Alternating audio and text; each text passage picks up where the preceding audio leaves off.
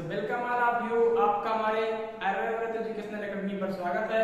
तो आप लोग कैसे हैं? हमें उम्मीद है आप लोगों ने हमारा पिछला वाला लेक्चर देखा था जिसमें मैंने अच्छे सवाल कराए थे और आपका एक कॉन्सेप्ट थ्योरी पार्ट जो था वो मैंने क्लियर करवाया था। अगर उसमें कोई भी प्रॉब्लम है तो आप हमें कमेंट बॉक्स में बताइए, मैं आपकी प्रॉब्लम को क्या करूंगा, दूर करूंगा। लेकिन मैंने जैसा कि आपको कहा था कि आने वाले लेक्चर में मैं अच्छे सवाल बताऊंगा और ऐसे इस प्रकार मतलब आपका ये पार्ट क्लियर हो जाएगा कि आपको कोई लगेगा भी नहीं कि ये पार्ट मुझे समझ में आया ही नहीं है। ठीक, तो मैंने थ्योरी पार्ट में सवाल के माध्यम से अर्थात थ्योरी पार्ट ही मैंने कुछ इस प्रकार बताया था कि आपको लगेगा कि वो याद नहीं करना पड़ा। ठीक, और जो आज लिया गया वो आपका क्वेश्चन टाइप है, तो क्वेश्चन आपको समझना है और लगाना है। और मैं बता दूं, अगर इतने सारे क्वेश्चन जितना मैं करवा रहा हूँ, इतने सारे अगर क्वेश्चन आप कर ले गए तो चाहे एनसीईआरटी के अदर पब्लिकेशन हो, आपसे आने वाले मतलब सवालों में कोई प्रॉब्लम नहीं होगा। ठीक, तो देखिए हम इस तरह के क्वेश्चन क्या करते हैं, सॉल्व करते हैं। तो देखिए आपका क्वेश्चन पहला क्या है, लेकिन ये जानते रहिएगा इस वीडियो के अंत तक आप बने रहिएगा, क्योंकि मैं बता दूं अगर इस वीडियो के अंत तक आप बने नहीं रहेंगे तो आप शायद सवाल पूरा लगा भी नहीं पाएंगे, पूरा कॉन्सेप्ट सीख भी नहीं पाएंगे। ठीक, तो जरूरी ये है कि आप वीडियो हमारा पूरा देखिए, नहीं कि स्किप करके चले जाएंगे। ठीक, तो क्वेश्चन नंबर फर्स्ट क्या है, tan 45 minus cot 45 equal to 0। ये आपको क्या करना है कि आपको सिद्ध करना है। tan 45 minus cot 45 equal to 0। ठीक, सवाल ऐसा कह रहा है कि tan 45 माइनस cot 45 बराबर 0 है, तो आप सिद्ध कीजिए, ऐसा मतलब सवाल कह रहा है। ठीक, तो क्या करेंगे, हमने बताया था कोई भी सवाल अगर आपको सिद्ध करने वाला मिले तो मैं क्या करूंगा, मैं कोई एक पक्ष को पकड़ूंगा अर्थात किसी एक साइड को लूंगा। तो मैंने बताया था इस साइड को मैं क्या बोलता हूँ LHS बोलता हूँ, और इस साइड को क्या बोलता हूँ RHS बोलता हूँ। तो LHS ये आपका और ये आपका RHS है। ठीक, तो आप देखिए मैं LHS को ले रहा हूँ, तो आपका क्या है tan 45 माइनस cot 45। अब मैंने बताया था कि आप इस सवाल को देखते हैं, मान लीजिए सिद्ध करने को ना बोले, सिर्फ इतना ही बोले कि आप इसका मान निकालिए। तो मैंने इसके पहले वाले वीडियो में, अगर मेरा पहला वाला वीडियो आप देखे हैं तो उसमें आपको पता होगा कैसे इसको सॉल्व करने के बाद आपका आंसर 0 आया था। ठीक, तो मैंने उसमें आपको क्या किया था, उसमें समझाया था। अगर नहीं आपको पता है तो देखिए फिर से। मैं क्या करूंगा, किसी एक त्रिकोणमितीय अनुपात को किसी दूसरे त्रिकोणमितीय अनुपात में चेंज करूंगा। क्यों? क्योंकि मैंने वीडियो देखा है पिछले वाले में, मैंने बताया संबद्ध कोणों के त्रिकोणमितीय अनुपात। ठीक, तो संबद्ध कोणों का मतलब क्या कि अगर tan 45 है तो उसमें cot में चेंज कर सकता हूं। क्यों? क्योंकि मैं जानता हूं tan 90 माइनस थीटा क्या होता है, cot थीटा होता है। ठीक, थीटा के स्थान पर कितना होगा अभी मैं बता रहा हूं, या cot 45 को tan में चेंज कर सकता हूं। लेकिन दोनों को चेंज नहीं करना, क्योंकि अगर दोनों को चेंज कर देंगे तो आपका दोनों फिर से डिफरेंट होकर वही बन जाएगा, तो अर्थात हमारा कोई निष्कर्ष निकलने वाला नहीं है। किसी एक को चेंज करेंगे, हमारे कहने का ये मतलब है। ठीक, देखिए कैसे सॉल्व होगा आपका, तो लिखिएगा tan 45 को tan 90 माइनस 45 के इस प्रकार से लिखा जा सकता है। तो आप बोलेंगे हाँ बिल्कुल लिखा जा सकता है, तो माइनस cot 45 इस प्रकार से मैंने लिख दिया। अब बताइएगा tan 90 माइनस थीटा क्या होता है, तो मैं सीख चुका हूँ tan 90 माइनस थीटा क्या होता है, cot थीटा होता है। अगर नहीं पता तो देखिए 90 माइनस थीटा के चतुर्थांश में है, आप बोलेंगे पहले में क्या 90 माइनस थीटा बदलता है, आप बोलेंगे आप बदलता है। तो बताइए इसके साथ कौन सा त्रिकोणमितीय अनुपात है, tan के साथ मतलब tan जब बदलता है तो किसमें जाता है, cot में, और एंगल क्या जाता है 45। तो बताइए क्या पहले में आपका tan पॉजिटिव है तो पहले में r पॉजिटिव होता है। ठीक, tan ही है, तो cot 45 आ गया माइनस cot 45, तो cot 45 से cot 45 कैंसिल हो गया, बचा कितना आपका 0 बचा। यही आपका क्या है आंसर है। ठीक, ये यहाँ तक कोई भी प्रॉब्लम है आपको तो कमेंट बॉक्स में बताइएगा। वैसे ही सवाल मैंने पिछले वाले क्लास में करवाया था, लेकिन आपका एक सिद्ध करने वाला था तो मैं देख रहा था कि देखिए इस प्रकार से सवाल आप लगा सकते हैं या नहीं। ठीक, तो आप समझ लीजिए इस प्रकार के सवाल लगा लेंगे। इसके बाद जो सवाल लिया इसके बाद 2 सवाल और लूंगा, अच्छे सवाल है। बाकी अगर इतना सवाल आप लगा लेंगे तो इस वाले टॉपिक में आपको कहीं से प्रॉब्लम नहीं आएगा, मैं गारंटी के साथ कह सकता हूँ। ठीक, लेकिन अगर थ्योरी पार्ट आपका क्लियर होगा तो। इसके बाद देखिए अगला, मैं इसको मिटा दे रहा हूँ। ठीक, अब देखिए इसके बाद तो आप लोग एकदम तैयार हो जाइए सवाल लगाने के लिए। ठीक, और हमारे साथ सवाल करते रहिए। तो क्वेश्चन नंबर 2 क्या अगर आपका करा cos 21, ठीक, उसके बाद क्या sin 69, उसके बाद आता कह रहा है प्लस sin 69, और उसके बाद आपका क्या कह रहा है cos 31 बराबर 2। ये फिर आपको करना सिद्ध करना है। ठीक, तो फिर से किसी एक पक्ष को पकड़ेंगे, कौन सा साइड लें जो हमें आसान लगेगा। हम जानते हैं कि अगर आरएचएस लेंगे तो एलएचएस पहुंचने में थोड़ा प्रॉब्लम होगा, लेकिन मैं एलएचएस लूंगा तो एलएचएस से आरएचएस के पास पहुंचने में कोई प्रॉब्लम नहीं होगा, क्योंकि मैं जानता हूं एलएचएस को जब बड़ा है तो थोड़ा छोटा कर सकता हूं, लेकिन कोई अगर छोटा है उसको बड़ा करने में थोड़ा प्रॉब्लम होता है ना, इसलिए मैं कह रहा हूं। ठीक, तो देखिए cos 21, ठीक, मैं लिखूंगा एलएचएस लेने पर ऐसे, एलएचएस, ठीक, एलएचएस लेने पर तो cos 21 बटे sin 69 प्लस sin 59 और बटे cos 31, ठीक, यहाँ तक। अब मैंने इस प्रकार के सवाल करवाए हैं, मैंने आपको बताया था कि अंश हर है तो आप जानते हैं cos 90 माइनस थीटा क्या होता है, sin थीटा, और नीचे है क्या आपका sin 69, तो मैं जानता हूं कि ऑलरेडी इसमें चेंज हो जाएगा। क्यों? क्योंकि जानता हूं cos 90 माइनस थीटा करूंगा तो आप sin थीटा के पास पहुंच जाएंगे, ऐसी प्रॉब्लम नहीं है। ठीक, या sin 90 माइनस थीटा करूंगा तो cos थीटा के पास पहुंच जाऊंगा, तो ये चीज मैं पहुंच सकता हूं। लेकिन यदि मैं दोनों को चेंज कर दूंगा क्या पहुंच पाऊंगा? वो आपका आंसर अगर नहीं पहुंच पाएंगे, मतलब आपका चेंज तो होगा लेकिन क्या होगा, जो आप लाना चाहते हैं अर्थात जो प्रूफ करना है वो चीज आ नहीं पाएगा, तो जो हमें रिजल्ट लाना है उसका मतलब ही निकल पाएगा। तो हमें ऐसा करने से क्या फायदा, तो हम एक ही चीज को चेंज कर देते हैं। इसलिए मैं कह रहा हूं कि आप किसी एक को चेंज करिए। ठीक, तो देखिए cos 21 को मैं क्या लिख सकता हूं, लिख सकता हूं cos 90 माइनस 69। ठीक, तो मैं जानता हूं अगर 90 में से 69 को घटाएंगे तो कितना आएगा आपका, कितना आएगा आपका, आएगा 21। ठीक, उसके बाद sin 69 को ऐसे मैंने दीजिए प्लस sin 90 माइनस आपका कितना है 31। मैं जानता हूँ 90 में से 31 को घटाऊंगा तो कितना आएगा 59 आएगा। ठीक, और cos 31। इसके बाद देखिए cos 90 माइनस थीटा को बताइए क्या होता है, sin थीटा होता है ना, तो sin थीटा के स्थान पर कितना है 69। ठीक, अब तक ये जहां तक सीखी होंगे बार बार वही तुलना करेंगे। अब देखिए sin 90 minus theta cos theta, तो cos 31 तो cos 31, ये देखिए कैंसिल हो गया, ये कैंसिल हो गया, यहाँ कितना बचेगा, क्या यहाँ 0 बचेगा, 0 नहीं बचेगा, सावधान, क्योंकि अंश बटेगा काट रहे हैं, तो कितना आएगा इसका वैल्यू 1 होगा। ठीक, 1 प्लस 1 बराबर कितना 2, यही हमारा क्या है आरएचएस है। तो मैं कह सकता हूँ कि एलएचएस बराबर आरएचएस हेंस रूट। ठीक, क्या आ गया हेंस रूट, समझ में नहीं? अगर यहाँ तक कोई प्रॉब्लम है तो आप मुझे कमेंट बॉक्स में जरूर बताइएगा। ठीक, अब देखिए इसके बाद अगला सवाल, इतना नोट कर लीजिए।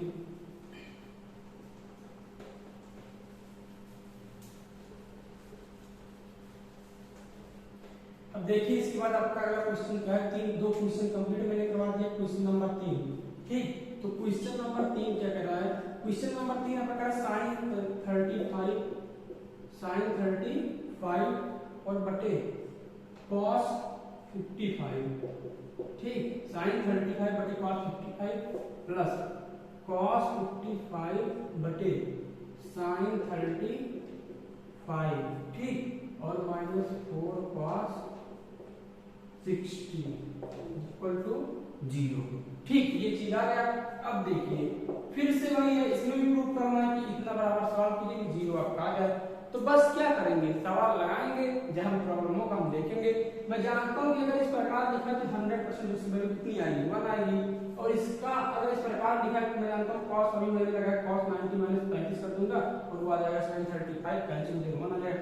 मैं जानता हूं cos 60 की वैल्यू कितनी होती है 1/2 होती है, तो काटूंगा यहां 2 आ जाएगा, तो 2 माइनस में होगा कितना होगा 2 माइनस 2 कितना हो जाएगा 0। तो मैं इसका आंसर निकाल चुका हूं, लेकिन मैं सवाल करके दिखा देता हूं कि हां ऐसे होगा। ठीक, तो लिखूंगा क्या एलएचएस लेने पर, क्या लिखूंगा एलएचएस लेने पर। ठीक, आपको कोई प्रॉब्लम तो नहीं हो रही है, आप ध्यान दीजिए हमारे साथ, ठीक, फुल एनर्जी के साथ। अब देखिए sin 90 माइनस 55 लिख सकता हूं, क्योंकि मैं जान रहा हूं 90 माइनस 55 करने पर कितना आएगा 35, लेकिन ऐसा क्यों लिखा गया, क्योंकि मैं जानता हूं sin 90 माइनस थीटा का हमारा cos थीटा प्राप्त हो जाएगा और अंश बटे आपका कैंसिल हो जाएगा, वहां से मेरा मान निकल आएगा, इसलिए। ठीक, क्योंकि आप पिछले वाले नॉलेज से सीख चुके हैं। अब देखिए इसके बाद cos 55 प्लस cos 55 को cos 90 माइनस 35 बटे sin 35 माइनस 4 cos 60 को 1/2। ठीक, ये जो होता है, तो देखिए इसकी वैल्यू कितनी आ गई, ये आएगा cos 55 बटे cos 55 प्लस यहाँ sin 35 बटे sin 35 5 माइनस 2 दूना 4, 2 से 2 कैंसिल, ये गया 1 + 1 - 2, 1 और 2 - 2 कैंसिल होकर कितना आ गया था, ये 0 आ गया। ठीक, तो यही आपका क्या है कि RHS है। ये क्या है RHS, मैं जानता हूँ कि LHS बराबर कितना आ गया आपका RHS। ठीक, हेंस प्रूव या दैट इज प्रूव। ठीक, यहाँ तक हमें उम्मीद है आपको समझ में आया है। यदि प्रॉब्लम है कहीं भी तो आप हमें कमेंट बॉक्स में जरूर बताइए। मैंने आपका 3 सवाल कंप्लीट करा दिया, इसके बाद 2 सवाल बताता हूँ, तो पहले इतना आप नोट कर लीजिए। ठीक,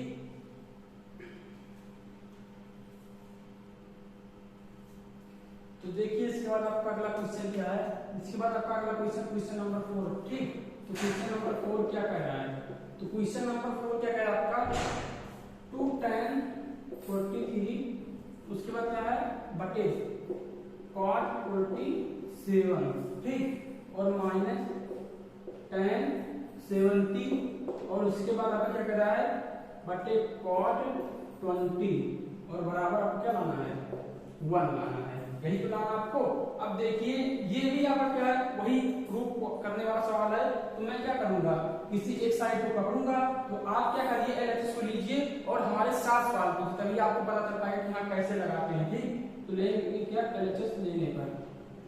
ठीक, LHS लेने पर तो देखिए इसका सोल्यूशन क्या होगा 2 tan 43 को मैं क्या ऐसे इस प्रकार लिख सकता हूँ tan 90 - 47। अब यहाँ पर थोड़ा आपको सोचना है। ठीक, cot 47 माइनस tan 90 - 20 बटे cot 20। ठीक, 2।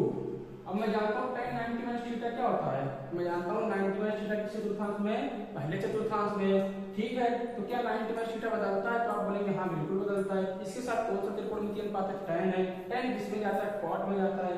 ठीक, cot उसका कौन सा एंगल आ जाएगा 47। अब बताइए आप पहले में क्या tan पॉजिटिव होता है, तो पहले में आपका त्रिकोणमितीय अनुपात जितने भी होते हैं वो सारे पॉजिटिव होते हैं। ठीक, तो cot 47 हो गया बटे cot 47 माइनस tan इसी प्रकार कितना आ जाएगा, सॉरी tan 90 - थीटा कितना आ जाएगा cot 20 और cot 20। ठीक, ये कैंसिल ये कैंसिल ये कैंसिल ये कैंसिल, यहाँ कितना था 2, यहाँ 1, 2 बड़े बड़े को तो 2 -1 कितना आ गया 2 - 1 कितना 1 आ जाएगा। ठीक, ये आपका क्या आ गया RHS के बराबर। तो मैं कह सकता हूँ LHS बराबर RHS। ठीक, ये आपका क्या है आंसर था, हेंस प्रूव्ड या दैट इज प्रूव्ड। या आप संस्कृत में लिखते हैं इस सिद्धांत, जो भी आप लिखना चाहते हैं हमारे अनुसार। मैं तो हेंस प्रूव्ड लिख रहा हूँ, तो आपका जो मर्जी मतलब आप कुछ भी लिख सकते हैं, ऐसी बात नहीं कि मैं जो बता रहा हूँ आप वही लिखिए। ठीक, बाकी आपका सवाल लगाने का तरीका ये होना चाहिए और बाकी आंसर आप किसी प्रकार दे सकते हैं। ठीक, तो देखिए इसके बाद आपका अगला क्वेश्चन। ठीक, क्वेश्चन नंबर 4 कंप्लीट हो गए हैं। 5 क्वेश्चन थोड़ा अच्छा है, इस प्रकार के क्वेश्चन भी पूछे जाते हैं। क्वेश्चन ऐसे ही आते हैं, आपको लग रहा होगा आसान है, क्यों, क्योंकि मैंने थ्योरी पार्ट अच्छे से कंप्लीट करा है। अभी ये क्वेश्चन आपको समझ में नहीं आता अगर थ्योरी पार्ट आपका अच्छे से कंप्लीट नहीं हुआ था। ठीक, तो ये कॉन्फिडेंस रखिए, क्वेश्चन आसान बनाने के लिए मैंने एक वीडियो एक्स्ट्रा बनाया है, ये आप समझ कर रखिए। ठीक, बाकी इस प्रकार क्वेश्चन कहीं से भी आ जाएगा तो हमें उम्मीद है आप इस प्रकार क्वेश्चन सॉल्व कर ले जाएंगे। ठीक, लेकिन आपको थ्योरी कंप्लीट होना चाहिए। अब देखिए इसके बाद तो आपको कहीं भी प्रॉब्लम होता है आप लोग तुरंत कमेंट बॉक्स में बताइए, मैं आपकी प्रॉब्लम को दूर करूंगा। ठीक, अब देखिए क्वेश्चन नंबर 5 करा a का मान ज्ञात कीजिए, a का मान ज्ञात कीजिए यदि sin 3 बराबर cos a - 26 हो, जहां 3a न्यून कोण है। ठीक है, 3a न्यून कोण का मतलब क्या है, इसका मतलब है कि 90 से कम है 3a, अर्थात a जो होगा वो मान लीजिए 20 30 होगा, तो 30 नहीं होगा, 30 से कम ही होगा, तो मान लीजिए 25 से 25 का 75, तो 75 आपका क्या है न्यून कोण है। ठीक है, तो a का मान ज्ञात करना है, तो मैं क्वेश्चन लिखूंगा क्वेश्चन नंबर 5। ठीक, क्वेश्चन नंबर 5 आपका क्वेश्चन ये है, लेकिन मैं इसका ये पार्ट लिखूंगा sin 3a बराबर कितना है cos a - 26, यही तो है। अब a का मान ज्ञात करना है, तो मैं जानता हूं कि मुझे a का मान कब निकलेगा, जब मैं एंगल का क्या निकालूं, तुलना कर पाऊं, एंगल क्या कर पाऊं तुलना। तो तुलना कब होता है, जब त्रिकोणमितीय दोनों पक्षों में क्या हो समान हो। तो यहाँ साइन है और यहाँ कॉस है, तो साइन को कॉस में कैसे बदलेंगे, मैं जानता हूँ साइन को कॉस में बदलने के लिए साइन 90 - थीटा होता है। ठीक है, कॉस को साइन में चेंज करने के लिए कॉस 90 - थीटा होता है। तो ये थिंकिंग है जो आपके दिमाग में आएगी तब इस प्रकार के सवाल आप लगा पाएंगे। पहले कहाँ से सोचेंगे, फिर से देखिए, पहले आप इस प्रकार के क्वेश्चन को देखेंगे तो आप कहेंगे मुझे किसका मान निकालना है, मुझे a का मान निकालना है। तो सवाल है a का मान कैसे निकालेंगे, निकालेंगे, तो मैंने बताया जब तुलना करेंगे तभी निकाल पाएंगे। तो सवाल का तुलना कैसे करेंगे, तो मैंने बताया जब त्रिकोणमितीय दोनों पक्षों में समान हो जाएंगे तभी आप तुलना कर पाएंगे। तो आप कहेंगे कैसे समान होगा, तो मैंने बताया कि जब संबद्ध त्रिकोणमितीय अनुपात मैंने बताया तो वहां से मैंने बताया था कि साइन को कॉस में चेंज कर सकता है। तो साइन को कॉस में कैसे चेंज कर सकते हैं, तो मैं बताया था साइन 90 थीटा से। ठीक, तो यहाँ पर ऐसे इस प्रकार क्या कर सकता हूँ, चेंज कर सकता हूँ। तो देखिए साइन, देखिए तो यहाँ से क्या हो जाएगा, साइन 3 को मैं लिख सकता हूँ कॉस 90 माइनस 3a, क्योंकि मैं जान रहा हूँ कि साइन 90 माइनस अर्थात कॉस 90 माइनस थीटा क्या होगा, साइन 3a। तो कॉस 90 माइनस थीटा साइन 3 अर्थात साइन थीटा हो जाएगा। तो इस चीज को मैं इस प्रकार लिख सकता हूँ, क्योंकि आपका क्या होता है, साइन कॉस 90 माइनस थीटा बराबर क्या होता है, साइन थीटा। ठीक, अब देखिए इस बार बराबर में क्या है, कॉस a माइनस 26। मैं लिखूंगा दोनों पक्षों की तुलना करने पर, दोनों पक्षों की तुलना करने पर। ठीक, तो यहाँ से तुलना करने पर क्या लिखा, 90 माइनस 3a बराबर a माइनस 26। अब देखिए माइनस 3 उधर ले जाऊंगा, माइनस 26 उधर लाऊंगा, 90 प्लस 26 और a प्लस 3a। तो 90 प्लस 26 मतलब 6 और 9 2 11। ठीक, बराबर 4a आ गया, 4 से कैंसिल कर देंगे, a बराबर 4 गुना 8 4 9 36। तो a बराबर कितना आ गया आपका 29। और मैंने कहा भी था कि 30 से कम होगा, क्योंकि यहाँ पर 3 क्या है, न्यून होगा, इसलिए ये आपका क्या हो जाएगा, आंसर। ठीक, यहाँ तक अगर कोई भी प्रॉब्लम है तो आप कमेंट बॉक्स में जरूर बताइएगा। उसके बाद मैं आपको 2-3 सवाल और करवा देता हूँ, अच्छे सवाल है। ठीक, इसके बाद आपका ये टॉपिक क्लियर हो जाएगा। तो मैं क्या करूंगा, आने वाले टॉपिक का सब संख्या या असंख्या जो होता है वो sign square theta plus cos square theta बराबर, ये सब जो त्रिकोण मतलब त्रिकोणमितीय अनुपात की सब संख्याएं हैं जिस पर बहुत इंपॉर्टेंट सवाल आता है, ट्रिग्नोमेट्री का ज्यादा उसी पर बेस्ड है, तो मैं उसको बताता हूँ। ठीक, तो इतना कंप्लीट कर लीजिए आप।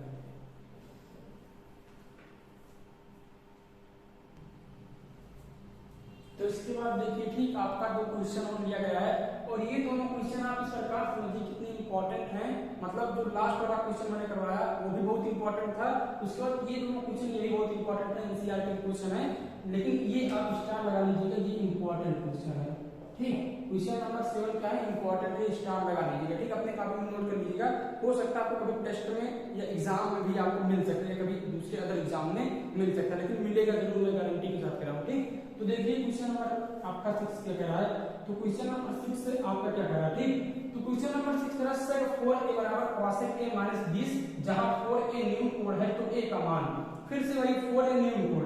तो आपका इसका मतलब क्या होगा, देखो आपका होगा जो आपका 4a है वो न्यून कोण है। ठीक, तो यहाँ से मैं जान रहा हूँ a की वैल्यू क्या होगी, 25 से कम ही होगी। ठीक, तो देखो यहाँ से अब देखते हैं sec 4a बराबर cosec a माइनस 20।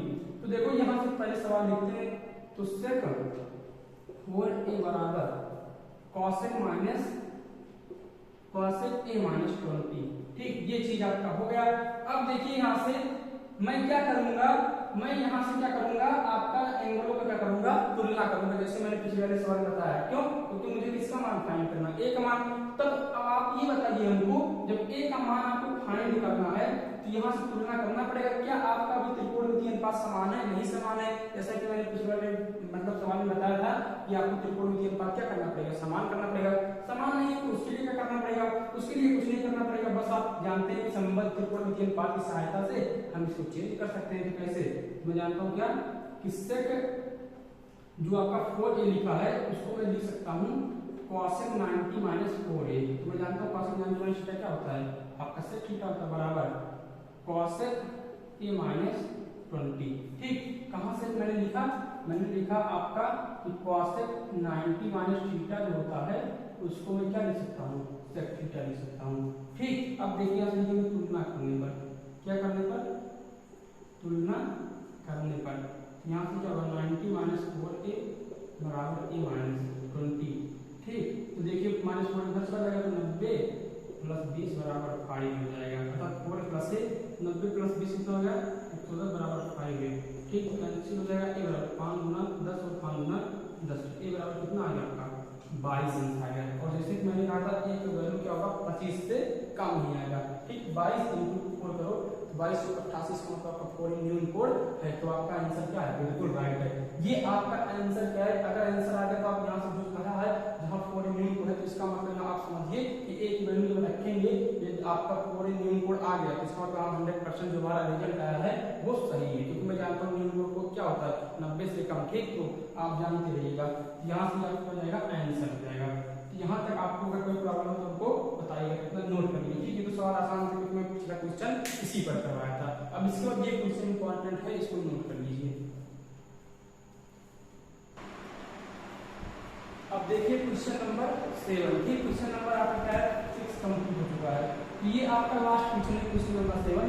ये क्या कह रहा है आप देखिए इस बार कह रहा है यदि ए बी और सी त्रिभुज एबीसी की क्या है अंतःकोण है, तो दिखाइए कि sin b plus c by 2 बराबर क्या है cos a बाई 2, अर्थात cos a बाई 2 आप चाहे sin b plus c by 2 के ले आइए या sin b plus c by 2 के ले आइए, मतलब sin b plus c by 2 solve कीजिए और cos a बाई 2 के ले आइए। ये दोनों चीज आपको करना है, आप कैसे करेंगे आप समझिए।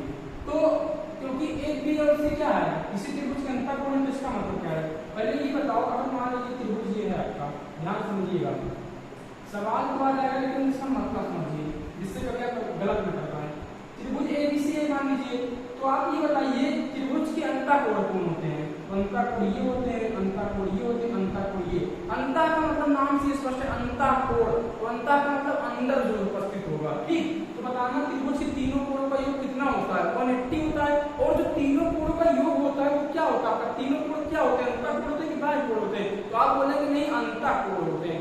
इसका मतलब कोण ए प्लस कोण बी प्लस कोण सी इक्वल टू 180 ये बोलेंगे आप। अब आप हमको ये बताइए कोण ए भी अंतःकोण है, कोण बी भी अंतःकोण है और कोण सी भी अंतःकोण है, तो इसका मतलब यहाँ ए बी सी की बात किया यही तो अंतःकोण है। मैं क्या ए के स्थान पर 180 माइनस बी प्लस सी लिख सकता हूँ या बी प्लस सी के स्थान पर 180 माइनस सी लिख सकता हूँ, तो आप बोलेंगे कि हाँ लिख तो सकते हैं लेकिन क्यों ऐसा किया जा रहा है। तो आपके दिमाग में आना चाहिए कि बी प्लस सी को हटाकर मुझे क्या लाना ए लाना है, तो यहाँ से बी प्लस सी की सहायता मतलब बी प्लस सी कैसे हटाएंगे यहाँ से हटाएंगे इसकी सहायता से, ठीक। तो यहाँ से लिख दीजिए, मैं लिखूंगा कि मतलब त्रिभुज की सहायता से, त्रिभुज की सहायता से, ठीक समझिए, त्रिभुज की सहायता से, त्रिभुज की सहायता से क्या होगा आप लेंगे LHS, ठीक। LHS लेंगे तो sine b plus c by 2, ध्यान समझिए, तो साइन b प्लस सी के स्थान पर कितना रहेगा 180 और एक उधर जाएंगे तो माइनस हो जाएगा, तो 180 माइनस a, ठीक। और बाकी दो चल रहा है, तो आप बताइए साइन आप दो को अलग अलग दे सकते हैं, तो 180/2, ठीक। और उसके बाद क्या होगा माइनस a बाई 2। अब इसके बाद देखिए साइन 180/2 का मतलब 90 माइनस a बाई 2। हमको पता है साइन 90 माइनस थीटा कितना होता है, तो आप करेंगे cos थीटा और थीटा के स्थान पर कितना है a बाई 2 है, तो कितना आ गया cos a बाई 2। क्या यही आपको प्रूव करना था, ये आपको क्या आ गया LHS मैंने लिया और ये आपका RHS आ गया। मैं बोल सकता हूँ कि LHS बराबर क्या आ गया आपका RHS, हेंस रूल या डायरेक्टली रूल, ठीक। ये चीज आपका आ गया।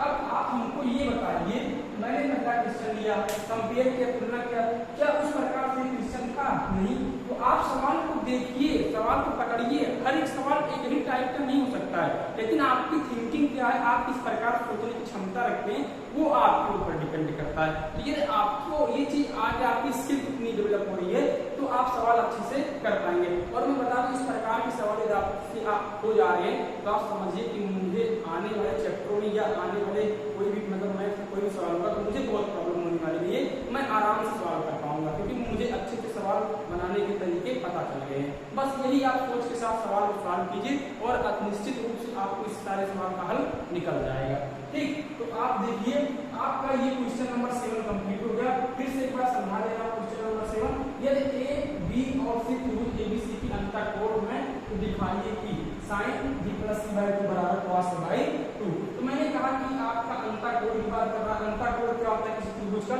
मैंने एक त्रिभुज बनाया और त्रिभुज का अंतःकोण क्या होता है, तो मैंने कहा ए बी सी, अब ये आपका अंतःकोण होता है, तो मैं जानता हूँ त्रिभुज के तीनों कोण का कितना तो 180 और वही अंतःकोण कहलाते हैं। ए बी सी कितना हो गया आपका a plus b plus c कितना हो गया 180 हो गया।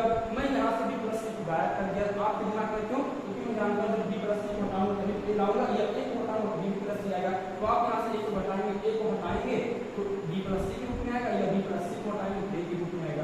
ध्यान दिएगा। अब मैंने कहा त्रिभुज की सहायता से मैंने LHS लिया, पहले LHS लिया, फिर त्रिभुज की सहायता से क्या होगा sin d + c / 2 के बराबर sin d + c के स्थान पर 180 से कहां से यहां से /2 हो गया। अगला कर दीजिए sin 180/2 - c/2, तो 180/2 को 90 - c/2 sin 90 - c/2 cos/2 और ये आपका RHS का LHS बराबर क्या आ गया आपका RHS। तो यहाँ तक सवाल आपका कंप्लीट हो गया। अगर आपको यहाँ पर कोई भी सवाल में प्रॉब्लम है तो आप हमें कमेंट में जरूर बताइएगा। बाकी आपका ये टॉपिक का सवाल कंप्लीट हो गया। अब आने वाले इसी वीडियो में मैं बताऊंगा आपका क्या है सर्वसंख्याओं का अनुपात क्या होता है, ठीक वो टॉपिक बता देता हूँ। फिर उसके बाद आने वाले लेक्चर में बताऊंगा उसका सवाल कैसे सॉल्व करते हैं। तो यहाँ तक आप कवर कीजिए, ठीक उसके बाद बता रहा हूँ।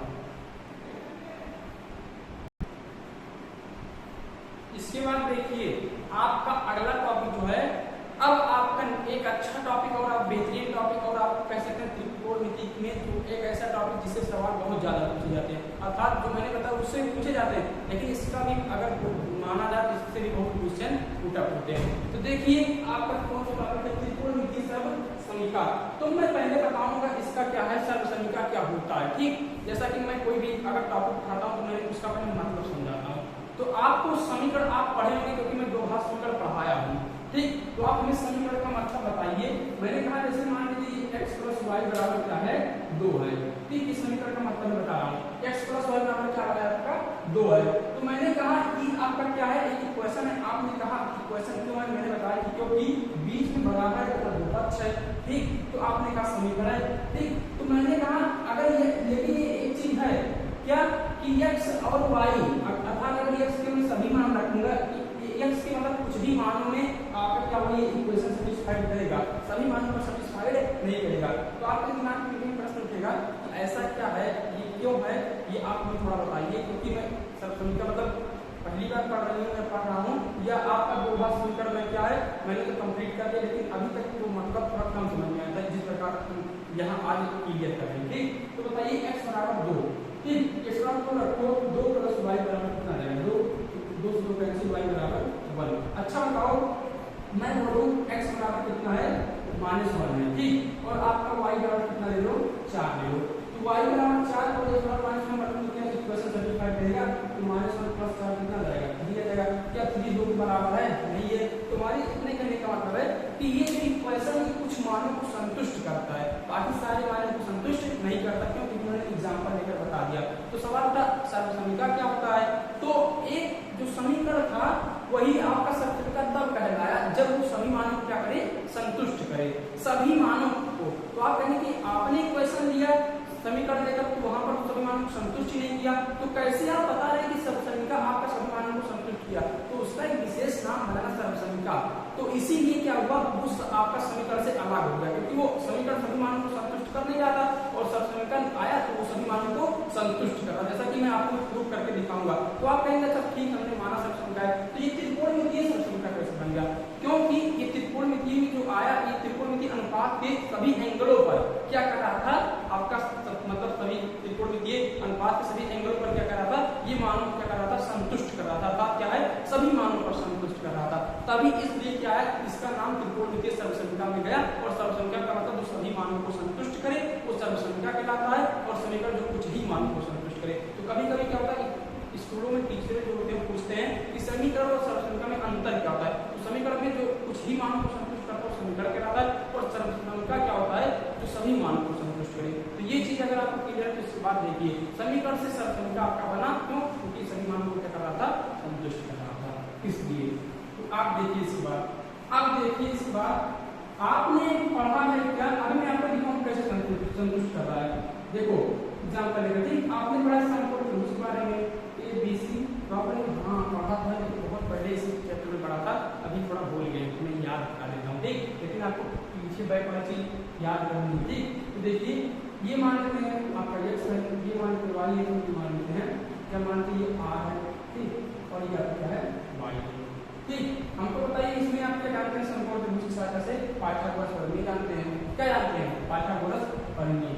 पाइथागोरस प्रमेय लगाइए तो लिखूंगा पाइथागोरस प्रमेय से, पाइथागोरस प्रमेय से, ठीक प्रमेय से क्या कहता है पाइथागोरस प्रमेय, कर्ण का स्क्वायर बराबर लंब का स्क्वायर प्लस आधार का स्क्वायर, तो कर्ण कितना r स्क्वायर बराबर वाई स्क्वायर या फिर एक्स स्क्वायर लिख देते हैं प्लस वाई स्क्वायर, ये आ गया। ठीक है, ठीक, मैं यहाँ थीटा नाम दे देता हूँ, दे सकता हूँ नहीं, तो बताना ये थीटा जिसके सामने ये क्या होगा, ए बी लंब होगा, बचा क्या आपका ये बी सी आधार बाकी ये रहेगा।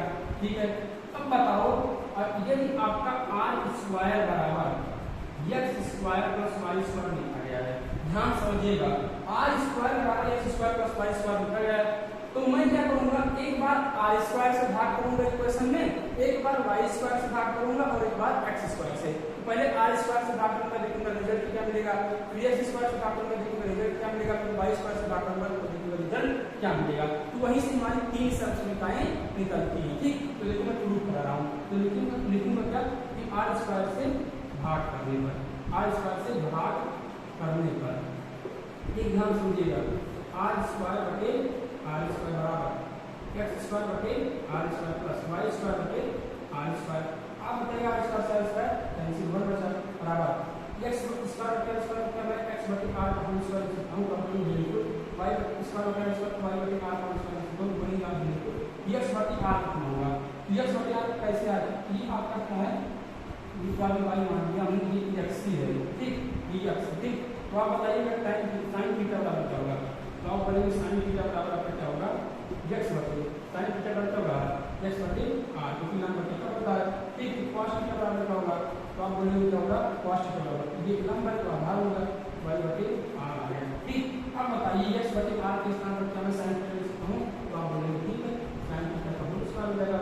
ठीक, प्लस यहाँ पर कॉस थीटा लेकिन स्क्वायर का होल स्क्वायर हो गया, तो इसको इस प्रकार से लिख सकता हूं, साइन थीटा का होल स्क्वायर तो sign square theta plus cos theta का होल स्क्वायर होगा कॉस स्क्वायर थीटा बराबर कितना आ गया, 1 के। तो यही हमारा क्या है, पहला समीकरण का प्राप्त हुआ, क्या sign square theta plus cos square theta की वैल्यू कितनी होती है, 1। ये चीज दिमाग में एकदम फीड कर लो, ये मैं बता रहा हूँ, अगर ये टॉपिक आपने मिस किया तो ट्रिग्नोमेट्री में आप कभी अच्छे बन नहीं पाएंगे, अच्छे बनने की कोशिश मत कीजिएगा, क्योंकि ये टॉपिक आपको क्लियर नहीं तो नहीं हो पाएगा। ठीक, तो sign square theta plus cos square theta की वैल्यू कितनी है, 1 है। ये आपके दिमाग में फीड होनी चाहिए कि एक समीकरण हमने पढ़ी है, sign square theta plus cos square theta बराबर 1। पहले थोड़ा दिमाग बैठा लीजिए, फिर मैं जब सवाल करूंगा अपने आप क्लियर हो जाएगा। कुल मिलाकर इस चैप्टर की एंडिंग तक आपको ये सब चीजें पता होनी चाहिए बस। ठीक है, अभी दिमाग में बैठा लीजिए। ठीक, तो ये आपका पहला आया। ठीक, अब देखो इसी में फिर क्या करूंगा, इसी में अपनी बात अभी एक्स स्क्वायर से बात करूंगा, मैंने कहा ना पहले आर से फिर आर से कर दिया, ये रिजल्ट मिला, अभी एक्स से बात करूंगा, एक्स स्क्वायर से बात करने के बाद ठीक ध्यान से समझिए, एक्स स्क्वायर से एक्स स्क्वायर कैंसिल, इसको मैं आर बटे एक्स का होल स्क्वायर लिख सकता हूँ बराबर 1 आ गया, प्लस वाई बटे एक्स का होल स्क्वायर से लिख सकता हूँ। ठीक, आर बटे एक्स क्या आएगा, तो पहले देखिए एक्स बटे आर साइन थीटा था, इसका मतलब क्या था, कॉसेक थीटा था, निकालेंगे क्या, कॉसेक थीटा। ठीक, इसको निकाल दें तो क्या निकालेंगे, कॉसेक थीटा, तो कॉसेक थीटा बराबर क्या आएगा, आर बटे लंब आएगा, ऊपर कितना है आर और लंब कितना है एक्स, तो आर बटे एक्स आ गया। मैं इसके स्थान पर क्या कॉसेक थीटा लिख सकता हूँ, कॉसेक थीटा का होल स्क्वायर बराबर 1 plus y by x, y by x, इसका मतलब क्या है, ये आपका देखो ये वाई बाई एक्स, मैं जानता हूँ कॉस थीटा बराबर आपका कितना था, ये सॉरी हाँ ठीक, कॉस थीटा बराबर एक्स बटे वाई था, तो हाँ कितने टाइम थीटा होता है, तो देखिए यहाँ पर हाँ ठीक है, तो यहाँ पर क्या होगा, आपको वाई बाई एक्स कैसे आएगा, मैं जानता हूँ वाई बाई एक्स, तो ये वाई है और ये एक्स है, तो ये आपका क्या हो गया, लंब हो गया, ये आधार हो गया। तो पहले क्या लाना है, आधार लाना है, उसके बाद लंब लाना है, तो ये आधार लंब, आधार बटे लंब किसमें आता है, कॉट में आता है, मैं जानता हूँ कॉट थीटा बराबर क्या होगा आपका वाई बाई एक्स। ठीक, तो कॉट थीटा का होल स्क्वायर, अब देखो इसको कॉस स्क्वायर थीटा बोल सकता हूँ और इसको कॉट स्क्वायर थीटा बोलकर ध्यान ला सकता हूँ, कॉट स्क्वायर थीटा बराबर 1। मुझे इसका प्रूफ नहीं याद रखना है, मुझे सिर्फ यही याद रखना है कि सर्कल का होता क्या है, तो cos square theta minus cot square theta बराबर 1। ठीक, ये चीज याद कीजिए सेकंड। ठीक, तो पहला क्या था, sine square theta plus cos square theta बराबर 1 और दूसरा क्या है, cosec square theta minus cot square theta बराबर 1। इसके बाद हम तीसरा बात करते हैं, फिर आपका सर्कल का कंप्लीट, इसी पर बहुत सारे सवाल है, बहुत सारे बहुत ज्यादा सवाल है। ठीक, तब सवाल करेंगे, लेकिन अभी इतना सीखने के बाद मैं आपको दिखाऊंगा कैसे आपका हर एक मांग पर संतुष्ट कर रहा है। ठीक, अब देखिए इसके बाद, अब इसके बाद मैं वाई स्क्वायर से बात करूंगा। ठीक, तो आर स्क्वायर बराबर x square plus y square, y square की बात कीजिए, वाई स्क्वायर कैंसिल, आर बटे वाई का होल स्क्वायर, ठीक, प्लस एक्स बटे वाई का होल स्क्वायर, प्लस में बराबर, ठीक, प्लस 1। अब आर बटे वाई कण बटे आधार, कण बटे आधार किसमें आता है, सेट में आता है, तो डायरेक्टली लिख रहा हूं सेक थीटा का होल स्क्वायर बराबर एक्स बटे वाई लंब बटे आधार मतलब tan theta whole square plus 1, इससे थीटा का whole square sec square theta, tan theta का whole square tan square theta, यहां अपना इधर नाम तो नेगेटिव हो जाएगा, माइनस tan स्क्वायर थीटा बराबर 1। तीसरा क्या मिला आपको, sec square theta minus tan square theta बराबर ये चीज आपको मिला, ठीक। यहाँ से पहला ये sin square theta plus cos square theta बराबर 1, दूसरा cos square theta minus cot square theta बराबर 1, और चौथा है तीसरा क्या मिला, sec square theta minus tan square theta बराबर 1। तो तीन समीकरण आपके दिमाग में होनी चाहिए, sin square theta plus cos square theta बराबर 1, उसके बाद आपका क्या है cos square theta minus cot square theta बराबर 1, और तीसरा क्या है sec square theta minus tan square theta बराबर 1। तो यहाँ से आपकी तीन बातें कंप्लीट हो गई। ये कैसे निकाला गया ये थोड़ा पता होना चाहिए, बाकी एग्जाम में नहीं पूछा, कंप्यूटर टेस्ट वगैरह में पूछा, लेकिन पता होना चाहिए। सिर्फ आपको क्या करना, संकोच ग्रुप बनाकर एक से बार भाग कर देना, आपको तीन समीकरण प्राप्त हो जाएंगे, ठीक। यहाँ नोट कर लीजिए, फिर उसके बाद मैं आपका प्रूव करवाता हूँ कि देखो सभी मान पर कैसे समीकरण है संतुष्ट करता है। देखिए पहला क्या आपका sin square theta plus cos square theta बराबर 1, ठीक है। तो थीटा बराबर एक बार 0 रख दो, तो थीटा बराबर 0 रखो तो थीटा बराबर 0 sin 0 का होल स्क्वायर, sin की वैल्यू 0 का whole square plus cos theta का होल स्क्वायर, थीटा के स्थान पर 0 तो cos 0 की वैल्यू 1 का स्क्वायर 1 होता है, बराबर कितना है 0 प्लस 1, कितना आ गया 1 आ गया, और फिर आगे क्या था 1। तीसरा को थीटा बराबर, तो थीटा का तीसरा sin 30 की वैल्यू कितनी होगी 1/2 का होल स्क्वायर प्लस cos 30 की वैल्यू कितनी होगी, cos 30 की वैल्यू होगी √3/2 का होल स्क्वायर, ठीक। 1/4 प्लस √3 का स्क्वायर कितना होगा, हर समान 4 है, 1 प्लस 3 4/4 कितना आ गया 1 आ गया। 45 से 60 के 90 सभी मानों पर संतुष्ट करेगा, चाहे इसको रखिए और चाहे और कोई रखिए। तो यहाँ तक आपकी बातें थी, यदि यहाँ तक आपको सब समीकरण कंप्लीट हुई है, याद हुई है, तो आप आने वाले नेक्स्ट लेक्चर में हमारा देख सकते हैं आने वाले सवालों को। तो यहाँ तक बातें थी, अगर यहाँ तक प्रॉब्लम नहीं हुआ होगा तो आप हमारे आगे वाले वीडियो अच्छे से देख ही पाएंगे और समझ भी पाएंगे, ठीक। तो आप सब समीकरण याद कर लीजिएगा।